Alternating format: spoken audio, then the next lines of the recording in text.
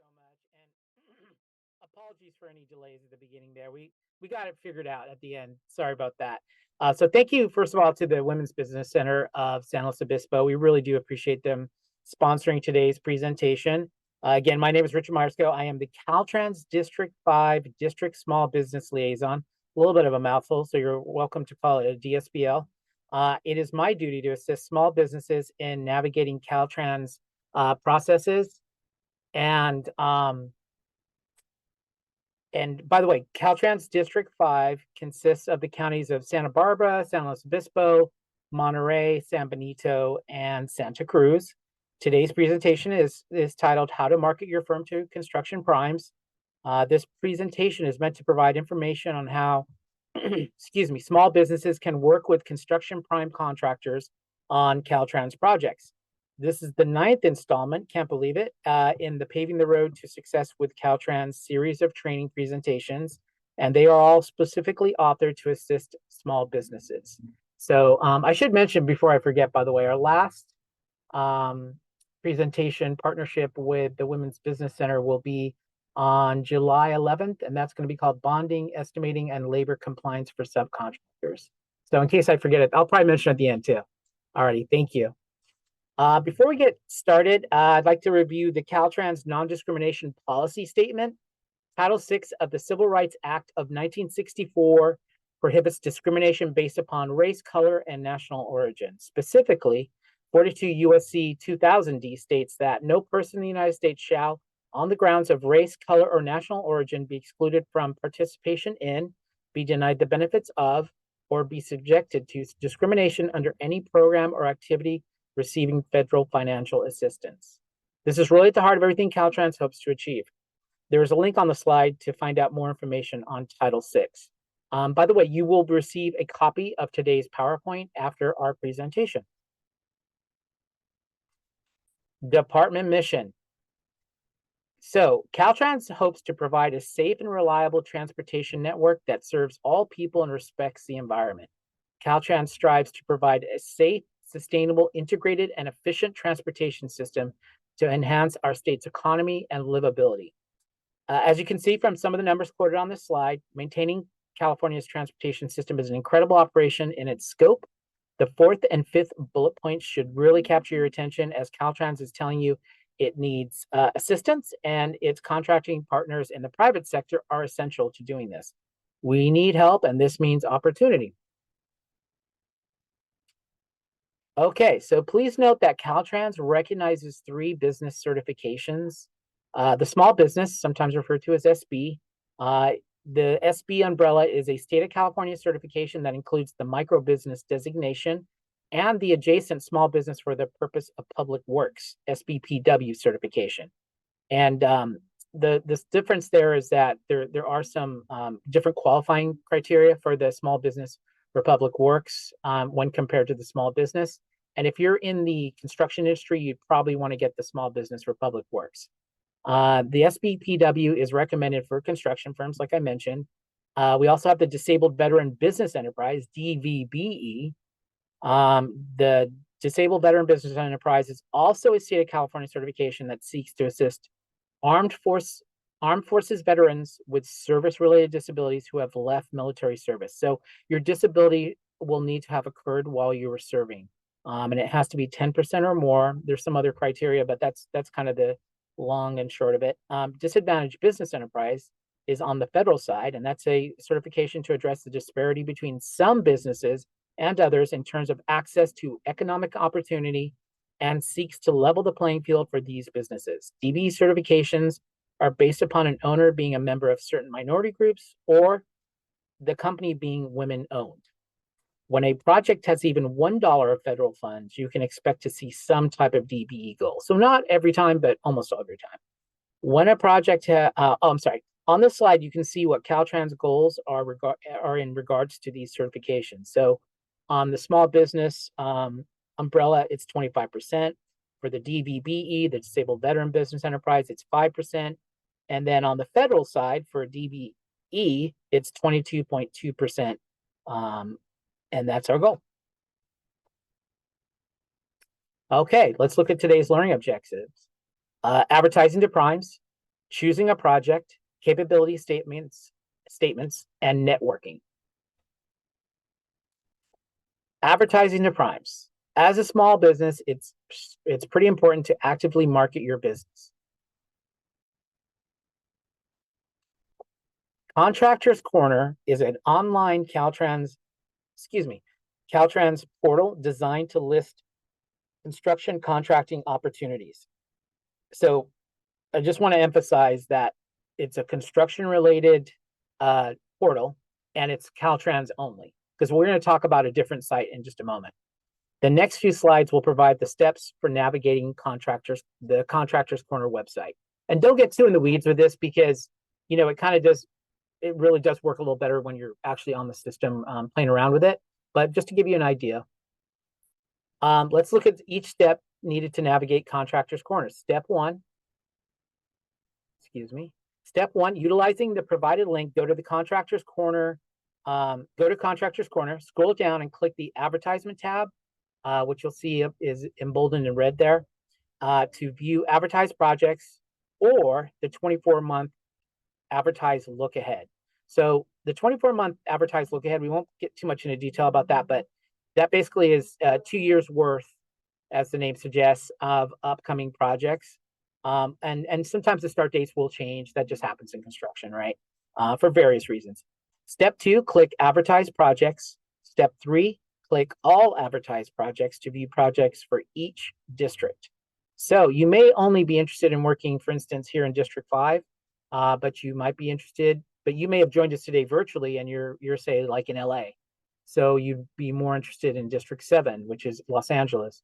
And so you just want to, you know, kind of concentrate on which particular district you're looking to find out information on, because otherwise all contracts in the entire state will show up. And for a small business, that's not usually attainable.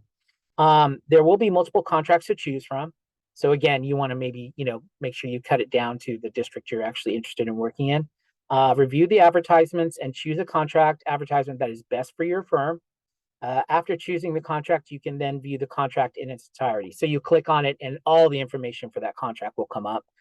Some of the details you can view are a list of bid items, opt-in records, and prime contractors seeking subcontractors. So here we go. We've been kind of highlighted the list of bid items. And we'll look, this slide we'll see highlighted here is showing you where to find the bid items, which provides you with a list of items needed to complete the project. So you saw a project, you've clicked on it, and this is what will come up. And it has a lot of little parts to it that we'll kind of look at a little bit here. Here you will see highlighted showing you where the opt-in records on the online portal are designed to provide construction contract opportunities to businesses in the state of California. This website gives businesses access to advertisement, bidding, and contracting resources for all Caltrans districts statewide. The opt-in program is an excellent option for showcasing what available services you offer for projects without bidding. So if you click on that, it'll kind of show you exactly what you need to do. It's a feature that allows contractors to be considered for subcontractors or supplier bids. It also allows prime contractors looking for suppliers to see the information you provide when they search for non-bidding plan holders.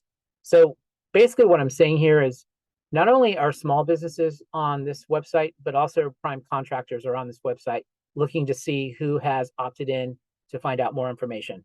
Prime contractors can advertise projects here and see what DBE firms are interested in doing work for them on a specific contract and based on the services the DBE offers. This is a free advertisement, so you can use that to your advantage.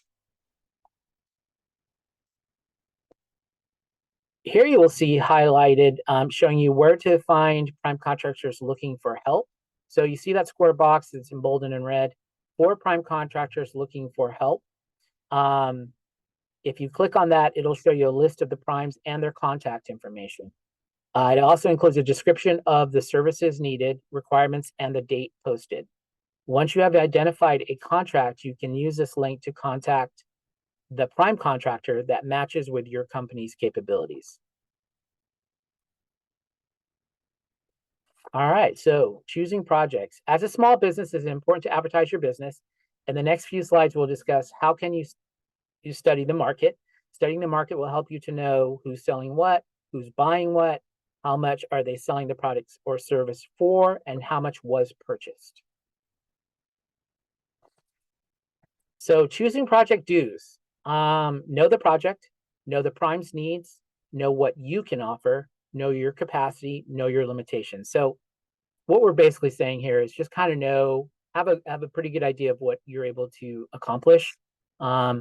It's been told to me that a lot of smaller companies have gotten into trouble by biting off a little more than they can chew, and the project really has been a detriment almost to their long-term goals. So just kind of knowing what you're capable of doing and staying within your capabilities. Choosing project don'ts. So don't get overwhelmed, don't overcommit, don't let your certifications expire. So for instance, if you're a small business, you need to keep that certification active. Don't contact a prime with irrelevant information. Okay, so that last point it sounds a little harsh, but that's kind of the feedback we've received from primes, is that they're not able to respond as quickly as they would probably hope to.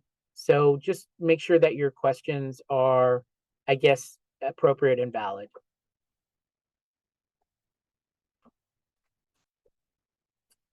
The historical bid data can be found on the contract cost data website. And again, we've listed a link on here so you can click on it and just go directly to this page. Viewing historical bid data will help you to understand your competition. And you can see, if you look there, you can look by year, you can look by district, and you can see what you can do to set yourself apart, or just to have some inside knowledge on what's an appropriate bid, and to help you determine the most accurate pricing before placing a bid.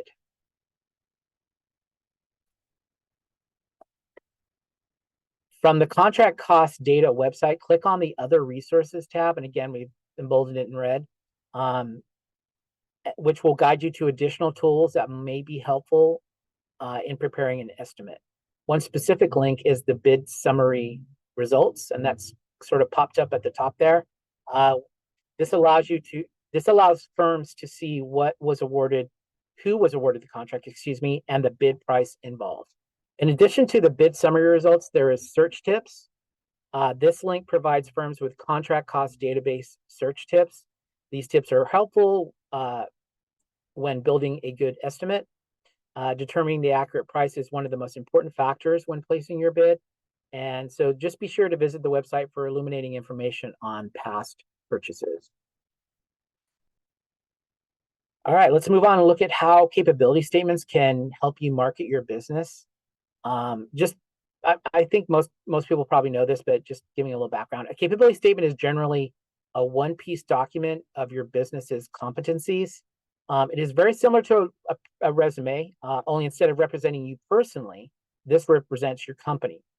Its purpose is to be able to provide concise information about your business that will advertise to the reader what capabilities your company has to offer. It helps you to set you apart from your competition and market your firm's unique attributes. The capability statement is your introduction. This may be your first introduction, so make it count.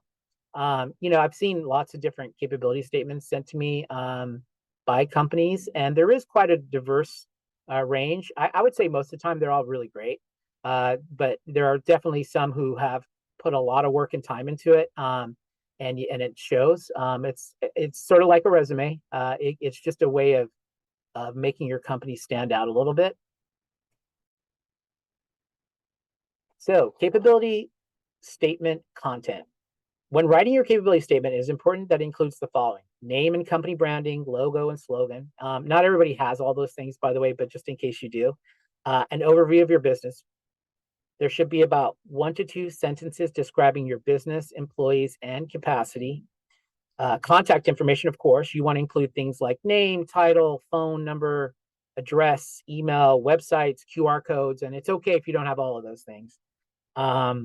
Your business's core competencies should include everything your firm can provide. So whatever it is that your business does, that's your sort of specialty, or your most common thing you do, you want to make sure that you have that listed front and center. It can be By the way, it can be products, services, equipment. It doesn't have to be just one thing. It is always a good idea to use bullet points and short statements to describe the core competencies. Be thorough, but strive to be concise. Company certifications, be sure to list all the different certifications your company holds. So if you're a small business and a disabled veteran business enterprise, make sure you've got both of those things listed. Differentiators, you want to be sure to list what is unique about your business. What are the benefits of your products or services? For instance, if you've been in business for like many, many years, for instance, maybe your father or grandfather started this company, that's a really cool thing. Not everybody's been in business that long. So maybe putting that you're a family company and you've been in business for many years. And then maybe if you're a newer company, you can put maybe you don't concentrate on that part of it, but you do put all the other great things that you're able to show. Why should they choose you? So basically that's what you're trying to put in this thing is here's what I can do and here's why you should choose me. Past performances, use this section to list work your business has previously completed and previous companies you worked with. So this is a really cool thing. So if you've worked with, say, some bigger companies, maybe in a subcontracting, maybe you've worked with Caltrans on a subcontracting project, you want to make sure you list that because those are all like, they hold some weight. When people hear you've worked for Caltrans or when people hear you've worked for a prime contractor, it does show that you're able to do that, and that's a feather in your cap for sure. And you can also put photos. It's a great way to show off some of the work you've done. So if it's like showing a particular project and you took some photos of that project and you want to list those, absolutely do that. UNSPSC codes, that's really helpful for companies. They can see what you are capable of doing. NAICS codes, which are the North American codes. These help identify your firm's primary business functions. So you can put a lot of information on here and get pretty crazy with it, but editing's also good. So just letting you know. Capability statement tips. Here are some helpful tips that you should consider when writing your capability statement. It is important to try to stick to one page if you can do that. I've seen plenty that are not one page and they're just fine. But so don't get too caught up if you're not able to, especially if you've been in business for a long time and you feel like you have a lot of great things you do or a lot of great things you want to show. Be sure that you're using clear and concise language. Use bullet points again. That's a really great way to do that. Simple tables and highlighted sections. So let's say you do 4 things in your opinion, then maybe have those all split into 3 different sections on your capability statement. All of this contributes to the document flow and just makes it easier to comprehend. It just makes it easier on the reader. Always check for spelling and grammar. Oh, that's a big one. Not all of us are really great at reading, at writing. We sometimes misspell things. I'm terrible at spelling. So if you can avoid having some grammar mistakes, try to do that. I don't think you're going to get graded on your grammar for this thing. It's not like you're in English class, but it is certainly helpful to avoid some of those mistakes. Save your capability statement as a PDF. This PDF format is just a safer and will assure that its document remains consistent in its design when emailed. Make sure the design is visually appealing. And again, that's up to you, however you want to do it. I would say look online and see what's available as far as other people's capability statements. And it's not stealing, it's borrowing. You can borrow someone's great idea and use that design for sure. What's the word? Imitation is the best form of flattery. And if this sounds intimidating, there are a lot of templates online. I did look at that the other day just to see what was out there. There are also a lot of like online websites that will help you, just like there are for resume building. There are ones that can help you. Now, a lot of them are free, and just be careful. They'll try to charge you at some point. And then, of course, you can always hire a professional. There are professionals out there who do capability statements, and they can custom design it for you. But of course, that would mean some sort of cost. But just saying that that's a possibility. And according to the feedback from Prime, so again, this is coming from them, not so much me. Here are some of the common mistakes firms make. Using your personal photo. It's not necessary, and it takes up a little bit of room. Instead of maybe a pose-like photo of you, with some background looking professional for like a badge. Perhaps utilize a job site photo. So you and your team, working on a project or at a cutting ceremony or something like that, where it's a little more dynamic. People seem to gravitate to that nowadays. And it's a great way for you to show you are working in the field and then also maybe show a picture of your team, maybe your family. Remember, strive to be concise and simple. So not too much text and not too lengthy. So the less words you have on there, it kind of helps. People just don't have the time to be able to read a lot. And if there's a lot of text on there, that can be a problem. That's why bullet points are really helpful. One thing they've mentioned is when they get primes, I'm talking about when they get sent an unsolicited lengthy product list. For some reason that seems to bother them. I personally don't think it's a big deal, but just letting you know. So maybe have an introduction email and then say, would you like me to send you our product list? And that's for folks who are selling products. If it's unfocused and generic with unnecessary information. So again, if you've made it too wordy or there's just stuff on there that's not as important, be aware of that. I think it's okay though if you want to have a brief, maybe a couple of sentences just explaining the origin of your company or something like that. I feel like people do still enjoy the human factor and hearing that you're a third generation of running this family company or something like that, or perhaps that you and your spouse started this company as an idea and it's germinated into something really successful. I think human interest stories can be something that can catch attention. Make sure your information is accurate. So if you had equipment in the past, say you had, I'm not a construction expert, but let's say you just had like some bulldozers, but you've since decided to get out of that part of your business, but you still have it listed.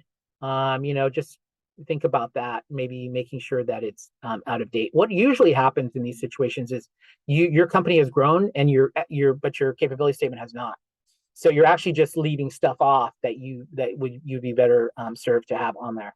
So licenses and certifications are current for sure, right? And especially what happens again, you get a new license or a new certification and it's not been added to your capability statement yet. And one of the things, my wife does graphic design, so I'm very, very lucky that way. Sometimes she helps me when I'm at home. And one of the things she mentions is too many fonts or colors. So maybe pick a one or two that you like, and then maybe stick with that. And it's okay to play around with it for sure, but it can also be a challenge for someone to read if there's too many fonts and there's too many colors going on. Just a poor overall design can be a problem that primes are kind of reaching out to us to say, and that can mean many things. But I'm sure it's a lot of the things we've just discussed. And then one of the things that was mentioned to me was not categorizing your information logically. So, think about it again, if you have 3 core capabilities that you really are proud of being able to offer, maybe having those be, kind of sectioned off separately and with information to help build each. As a small business, it is important to actively market your business. That's what today's presentation is about, and including opportunities to do so in person. So we'll discuss some networking opportunities that Caltrans has to offer. One way to network with primes is by attending Caltrans outreach events. All outreach events are listed on the Caltrans events calendar, and it's located on the Office of Civil Rights website, but we provided the direct link here. We're going to show it a couple of times actually today. So you can just click on that, and if you can maybe have a reminder to yourself to check it out at least once a month, I would say. I think that would probably, be the best thing to do, maybe even twice a month. But we have different kinds of events. Much of it is going to be on training, like today, but there also will be networking events. So, it's something to check out. Caltrans events are free to attend, although in-person events may involve travel costs. All Caltrans training events like today will be listed. Each event listing will provide date, time, location, topic, and hopefully a summary of the event details. I always like to do that. When you attend events during the appropriate time to do so, introduce yourself to the prime, prepare an elevator pitch, for when you have the opportunity to speak directly with a prime. I was actually at something this morning where people were practicing their elevator pitches, and they did a great job. And an elevator pitch, by the way, I hear this term a lot. I didn't really even know what it meant until a few months ago, is a brief, say about 30 seconds, way of introducing yourself and your company and getting across a key point or two. So going back to that example, you have three main core competencies you like to do. Hi, my name is, and then I represent this company, and then maybe it's family owned, or I'm a third generation owner, or we've been going since 1978 or whatever. Or of course, if you've just started, maybe focusing on other things would be a better way to go. But you mentioned a key point or two, and that can be all the things you do or all the things you've accomplished, maybe a combination of the two. This hopefully allows you to make a quick connection with someone because you'll say something that grabs their attention. It does not have to be formal. I really want to make that point clear. Is it okay for you to have it completely memorized and you kind of just regurgitate that really professionally? It's really slick and all that. Of course, you can approach that. There's always different ways to approach things. But some of the ones that I found like are the most successful is when people are like confident, but they're also very relaxed and conversational. Like it doesn't sound like they memorized it. And it just sounds like they're talking, like you just bumped into them and you said, "Hey, what do you do for a living?" And they went, "Well, here's what I do." And so those can often be a great way to establish a rapport. Well, let's talk about some of those networking opportunities that Caltrans has. We have our mandatory pre-bid meetings where you can network with construction prime contractors. Now, those are usually closed and they're by invitation only. So um, it would be, I guess, if you're involved in the pre-bid process, then you'll have to show up to this meeting. Many are virtual. In the old days, they used to all be in person, and I've heard that some are going back to being in person, but just be ready to pivot to either way, whether it's in person or virtually. Meet the primes, where you can also network with construction prime contractors, which is a really great way for you to do that elevator pitch that I just mentioned. Meet the buyers, where you can network with Caltrans procurement employees. So this would be for more so for folks who sell goods and service as opposed to a service. Meet the subs, where you can network with architectural and engineering prime contractors. And then a couple of things at the bottom there, the construction mentor protege program, where you're enrolled in a several-week program for educational and networking workshops. And at the bottom there, the Cal Mentor program, which is sort of the equivalent of but it's for architectural and engineering firms. And we'll talk a little more about those for sure. So here we go, Caltrans and mentoring projects. So we'll kind of mention those two that I ended the last slide with, and we'll go into a little more detail about those. Okay, so this is something I'm really excited about. I mentioned to you previously that I had been at an event where they were practicing their elevator pitches. It was this program right here, the Construction Mentor Protege Program. The mission of the Construction Mentor Protege Program is to assist in the development of emerging construction companies so they can compete successfully in Caltrans projects. The California Department of Transportation, also Caltrans as we're known, has partnered with CPM Logistics to implement a Construction Mentor Protege Program, CMPP, I'll just say that, it's a little easier, in each of the 12 Caltrans districts. So Caltrans the state of California is split into 12 Caltrans districts. Each one of them, including District 5, is running this program currently. Proteges are, as the name probably suggests, are small and emerging construction contractors that have demonstrated some ability to succeed at a construction firm in their local communities and are now looking to grow and participate in the Caltrans Public Works Transportation Improvement Construction Projects. A little bit of a mouthful.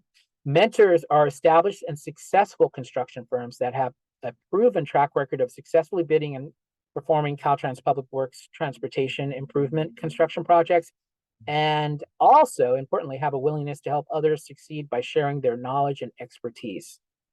The CMPP supports the participation of certified or eligible for certification small businesses, disadvantaged business enterprise, and disabled veteran business enterprise firms in California to apply as proteges. So any one of those three, and if you have all three, that's even better. Participation in the program is voluntary. So this is a voluntary program.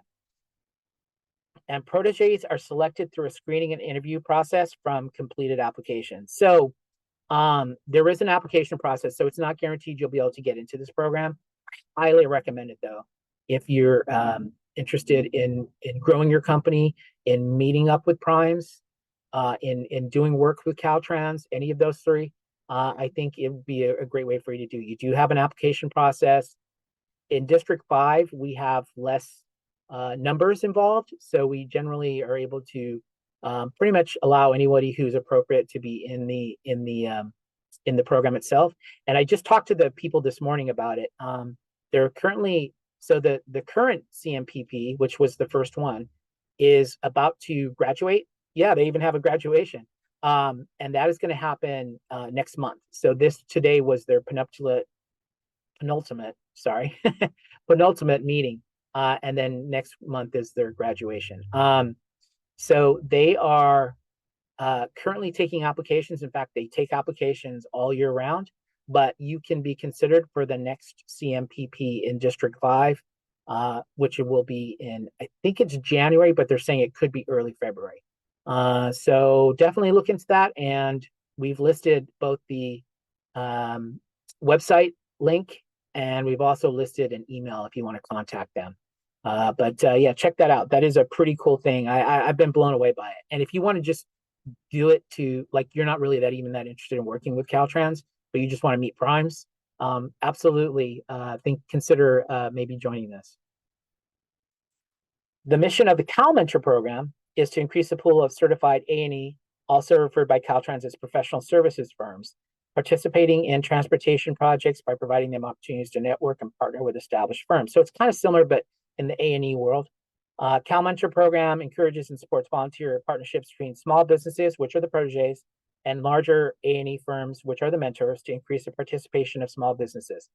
CalMentor encourages the participation of small businesses, disabled veteran business enterprises, and disadvantaged business enterprise certified firms in contracting with the state of California. The program is meant to foster meaningful relationships between firms, with mentors offering proteges education, training, and networking opportunities. Goals and objectives: establish a mentoring program that pairs certified firms with established firms, enhance the growth potential of certified firms, ensure that both our certified and established firms have equal opportunities to participate in transportation projects, establish a clear, accessible entry point for firms, develop business relationships, encourage non-certified firms to become certified. That is a big goal of both of these programs. And really just increase the pool of small businesses working with both Caltrans and the state of California. And there are several regional CalMentor chapters, but we've provided the link on the screen for the central region, which is what District 5 is part of. So again, another really exciting opportunity if you happen to be in the architectural and engineering business. Okay, let's pause for a moment to look at some frequently asked questions. How can I meet primes? Well, we talked about mandatory pre-bid meetings, meet the prime events, construction mentor protege program, CalMentor. And of course, there may be ways for you to do this in the community. We're just kind of really just addressing what Caltrans can do. For instance, the Women's Business Center could have opportunities for you to network with other larger companies. So, definitely look to them for some information or advice. How can I improve my capability statement? Is it one page? Again, 2 pages. Okay. Use bullet points, simple tables, highlighted sections, have several people proofread and provide feedback, save as a PDF. I have reached out to primes, but they have not contacted me. So this is one I get a lot. So first thing, try contacting their prime for feedback. So you've probably already done this. This is why you're coming to me. Check your capacity, find your niche, continue to attend so what those 2 things are saying is you may not have been considered because the prime didn't think your company was capable of it. And that is hurtful, for sure. But it also is kind of making you maybe think about looking at projects that might be more attainable. Find your niche, like I said, continue to attend networking events, and just don't give up. Yeah, I mean, that's a silly kind of a thing to say, but don't get too discouraged. It seems like people who really just, move through adversity and obstacles tend to be the ones that gain their goals the quickest. Let's look at some small business resources available from Caltrans and others that are found in the community. So here are a list of some resources that can assist, excuse me, small businesses looking to work with Caltrans. The Office of Civil Rights has a lot of small business resources. So that's an internal office here at Caltrans. They're called the Office of Civil Rights. And I know it doesn't right away tell you that they're going to be able to help small businesses, but that's one of their priorities is the small businesses. Contractors Corner, we talked about that. That's the construction dedicated portal. Cal eProcure, we didn't really go into too much detail, but that is a vital to any company working wishing to work with Caltrans, but also any other California government agency. So I would imagine overwhelmingly, if you're in construction, most of the opportunities to work with the state of California are going to be with Caltrans. Probably makes sense. But there may be other ones out there as well. For instance, one of the prisons may be trying to expand an area or do maintenance projects or something like that. So unfortunately, Contractors Corner is a really great website, but it will only have Caltrans projects. So Cal eProcure will have everything. So check that out as well. We also talked about the outreach events calendar earlier and a couple of slides ago. This calendar is a great tool if you're looking for specific Caltrans small business training opportunities like today, or events where you can network with other businesses like we mentioned. This is where you can learn about upcoming events scheduled to occur in your neighboring district or any other, by the way. You don't have to be, my assumption is some of you may be from District 5 that are attending today, but all are welcome. Anybody can attend any of our events. Except for the mandatory pre-bid. Those might be a closed invitation. I should have mentioned that. By clicking on a specific event listed on the calendar, you can see which district is hosting, the event details, how to register, obviously the title and the topic. You can copy the event to your calendar, and there's going to be a brief synopsis of what the event's about. And then please note, many of these events, in fact, I would say right now most are held virtually and have no associated travel costs. I go back and forth. I really like the in-person events, but I also know that as far as convenience goes, the virtual is kind of really great too. So there's probably going to be a mixture of both, although right now probably still mostly virtual. And here's some more links to assist you for all DBE related, so disadvantaged business enterprise related information. Visit both sites listed on there. One I think is more of like an informational page, and then the second one is our dedicated, so at caltransdbesystems.com. The second one, that is going to be that's our actual focused DBE website, and unusually for Caltrans anyway, it's not on the main Caltrans website. There are certainly links to get there, but it's a separate place you can go to get information, and also where you get certification information. You can also search for other DBE firms on that website, as well as the DBE applications. We also have a labor compliance link that we've provided that has some basic information about labor. We get a lot of questions about that, and they're always very specific to your situation. But anyway, that will have a lot of general information for you. You can also, you'll see the state contract and procurement registration system, kind of a mouthful. We call it Skippers for short. And that can be accessed through the Cal eProcure website or directly using this link. In addition to the Skippers website, we also have the contract cost data, which was a slide we had provided earlier as well, and that has more construction-based information. Visit these websites to look up past bids and see what departments are purchasing items and services that your company offers. And like any website, at first it's a little overwhelming, but if you play around with it a little bit, you can find the information you're seeking. And if not, contact me, and maybe you're on the wrong spot, and we'll show you where to go.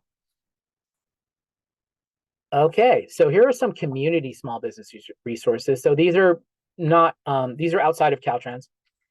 Apex Accelerators, they used to be called the PTAC. They are specifically kind of in business to help people with government contracts.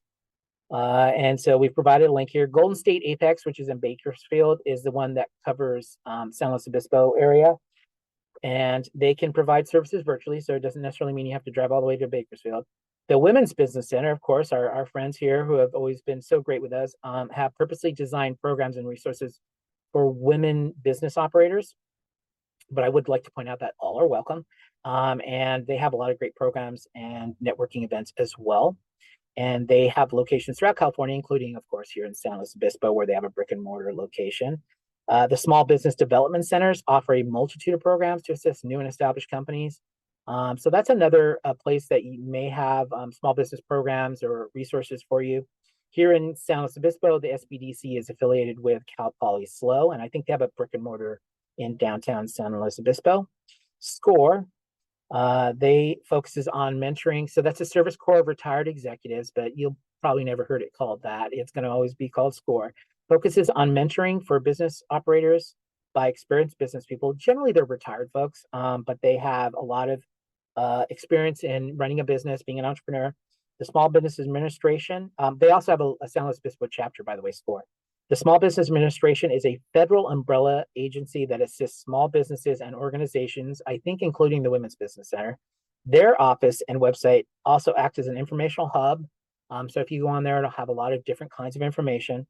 And by the way, most of these organizations offer their services at either low cost or no cost. So that's always helpful. So we talked about how Caltrans has 12 districts. We have a map here showing those. Certainly don't expect you to remember where everything is, but you'll see District 5 there, kind of in the middle of the screen on the side, on the left side. And there it shows the 5 counties I mentioned, or 4 counties. No, 5, I was right. The 5 counties, and then you'll see some of the other. They sort of have a logical order to them, except sometimes they don't. For instance, District 12 is right next to 7 and 8. And that's because those districts were portioned out later after everything had been established. So on this slide, we have listed the districts and each of the 12 district headquarters. So each district, so I should say our main Caltrans headquarters is in Sacramento, which is typical for most state agencies, but each of the individual districts, so we'll use District 5, for example, also has a headquarters, and for us, it's in San Luis Obispo. They've also listed Santa Barbara because we do have a significantly large facility down there, but the technical headquarters is San Luis Obispo. And we have various facilities, however, throughout our district, depots and facilities.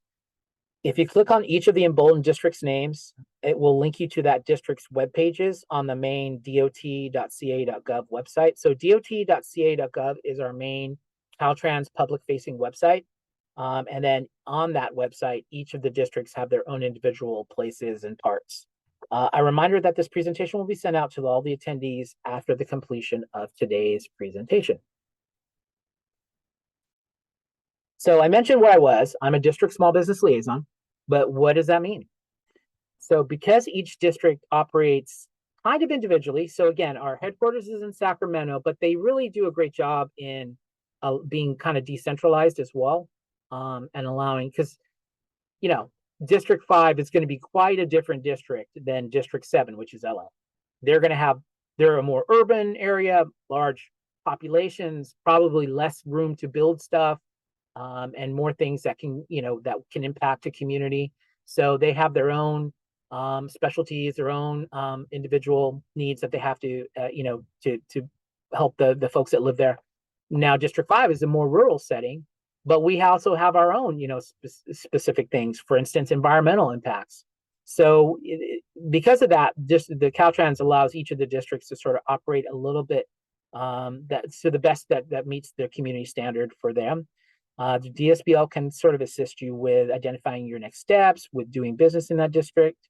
DSBL serves as the district's primary point of contact for small business related matters, including efforts to increase the participation of certified SB, DVBE, or DBE firms on Caltrans and on Caltrans contracts and procurements. For instance, that's why we're doing today's presentation. Once again, we also provide outreach and advocacy services. So once again, I and the other district small business liaisons are the primary point of contact when trying to work with our department. There's also a web link to the contact page for all the Caltrans DSBLs. So this link will take you to, you'll see my contact information on there, for instance. It'll also share the contact information for any of the DSBLs in any of the districts. We like to kind of think of ourselves like a concierge, so we don't always have the answers directly. We're not always the expert, but hopefully we can put you in touch with that person here at Caltrans, and they can best help you, or we can gather the information to assist you.